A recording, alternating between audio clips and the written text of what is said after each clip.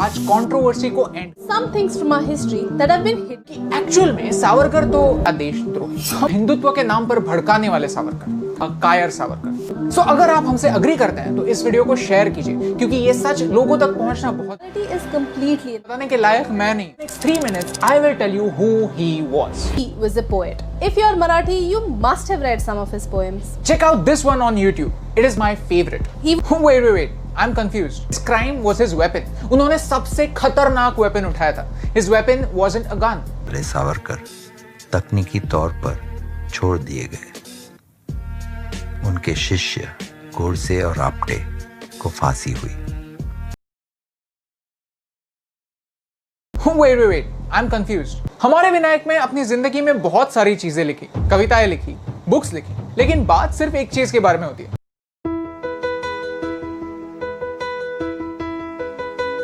Wait. I'm confused. Wrote the book The Indian War of Independence 1857. ये book आगे जाकर हर क्रांतिकारी की गाइड बुक बनी, including Bhagat Singh.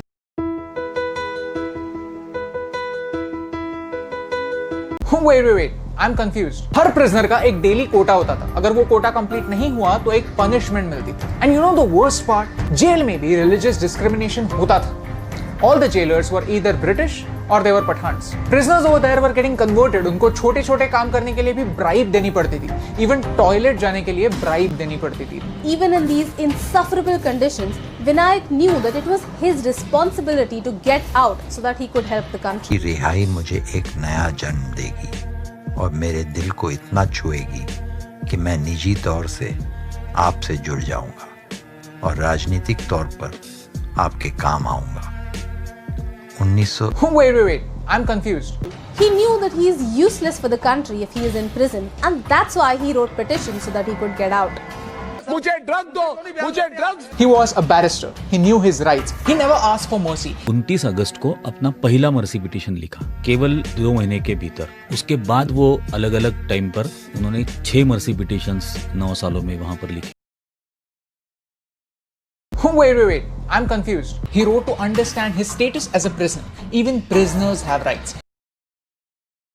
He did whatever he could to get out, not for his own good, but for the good of the Hindu राष्ट्र। अगर ये facts जाने बगैर हम उनको कायर करार दे देंगे, तो फिर ये सजा काला पानी की सजा से भी ज्यादा बुरी होगी। विनायक was in काला पानी, in conditions that we can't even imagine, and still, even over there, he remained true to himself. Wait. I'm confused. He would write poetry because that's who he was. He was a poet.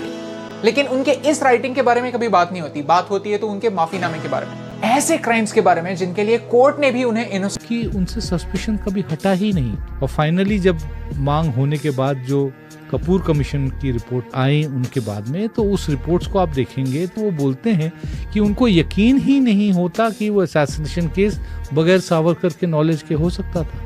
Wait. I'm confused. India में एक system है, we have been told again and again that we got our independence without going for a war against the British. Actually, there was a war, an underground war. An underground war. के बाद सावरकर कभी अंग्रेजों के खिलाफ नहीं बोले। Wait. I'm confused. I want to use today's medium to start a conversation about the real India. Will you help me in that? को देख नहीं पाए। जैसे पोएट्री को समझने के लिए थोड़ी मैच्योरिटी लगती है, वैसे ही उनको समझने के लिए भी थोड़ी मैच्योरिटी लगती है। Because after all, he was a poet and his life was his greatest poem.